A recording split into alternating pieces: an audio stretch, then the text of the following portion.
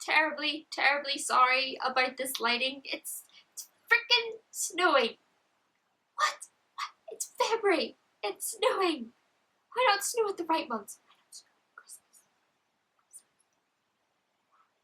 So lately there has been quite a lot of talk about this book and quite a lot of reviews.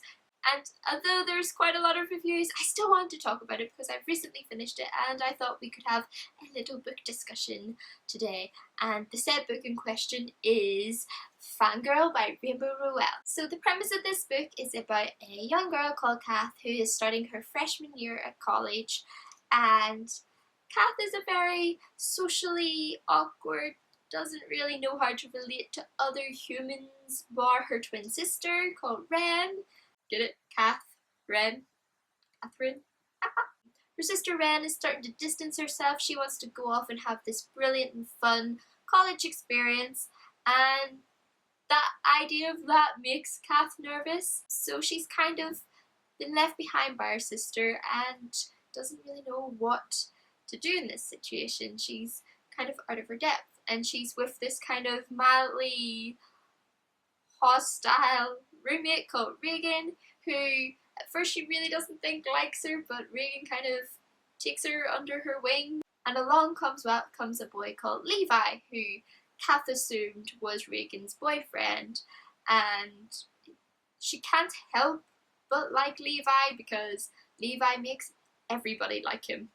He has a smile for everybody, he believes in making everybody feel special, and so, you know, this person's just forced upon her. She doesn't have a choice in the matter.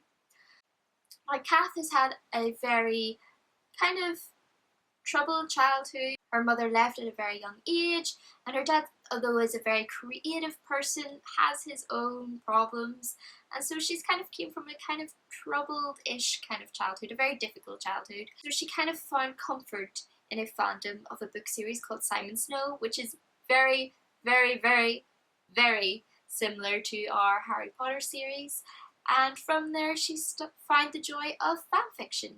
And we all know the joys of fanfiction, right? Yep. Personally, I've actually never wrote fanfiction. I've read it a couple of times. It's just fanfiction was something I was like, oh yeah, I would like to write fanfiction, and then I just failed at the first hurdle. So in a way, she kind of found comfort from this fandom and this world where she could escape into. Definitely, I think if you've ever loved the Harry Potter fandom, and if you've ever been involved in the fandom, just love Harry Potter, then definitely you're going to relate with this book.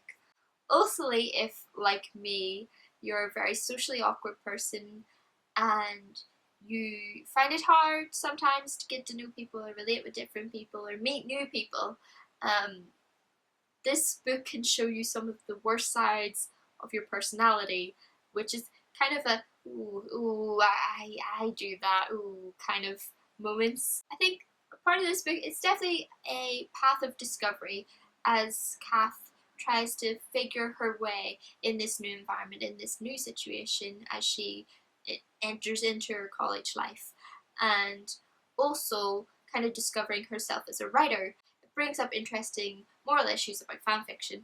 It's a path of discovery of herself.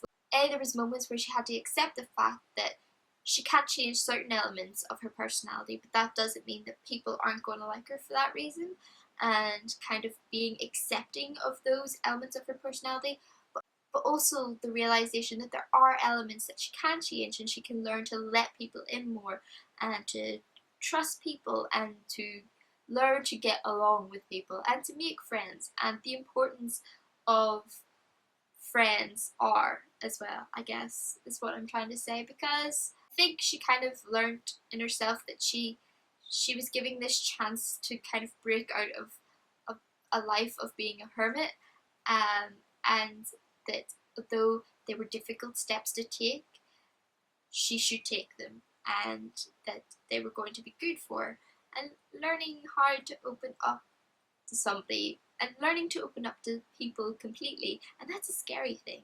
Some of my worst traits kind of, I think, are reflected in this book, and the worst parts of my personality. It was kind of inspiring for me and kind of showed me that you need to let people in sometimes. You need to get to know people and let people get to know you. And you need to form those bonds and friendships, because friendships are important, and that there is so much more to life. And it's very easy to kind of be blanketed by a world that's not necessarily a real world. Like, I did that with Harry Potter. Whenever I was younger, I completely allowed Harry Potter to consume me completely and just fall and be trapped in that world and just ignore everything around me. And whilst that's good sometimes there is such a thing as too much escapism. And I think this kind of showed me that you can't deny the value of real life experiences, and it's important to go out and grab them. And I think that is a very important thing to take from this book. Rainbow Rowell's writing is so amazing as well. Like I said about attachments, it is kind of fluffy, even though there's quite a heavy subject matter in the background as well. But it is just written in a way that is such a pleasure to read and so easy to read. I mean, I could have consumed this book easily, but I wanted to pace myself because I wanted to enjoy it and kind of have it for longer. Rainbow Rowell writes so well, and I'm just so excited for things that she's going to bring out in the future. Do I necessarily think that this is Rainbow Rowell's best book? No, I probably don't. I probably enjoyed Eleanor Park still more. However, did I like this along the same lines as Attachments? I really, really did. And I think this book will be relatable to so many people, and I think you should definitely give it a try if it sounds like something you can relate with, and if it's up your street, definitely give it a go, because it's a fantastic book that is fantastically written by an author that's really starting to catch my attention.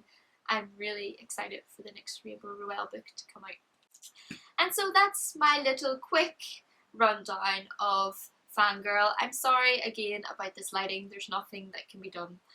The light is completely gone now. The world is devoid of light. Is devoid the right word? Am I making stuff up? Leave down in the comments below, let me know if you've read Fangirl, and if you did so, what your opinions were, or let me know if you're not interested in reading Fangirl.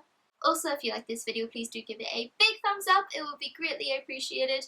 And also please subscribe and join our little family, and I promise next time the lighting will be better. It will be better. As always, links to my other social media will be listed down below if you would like to see me on a different platform. And until the next video, guys, bye-bye.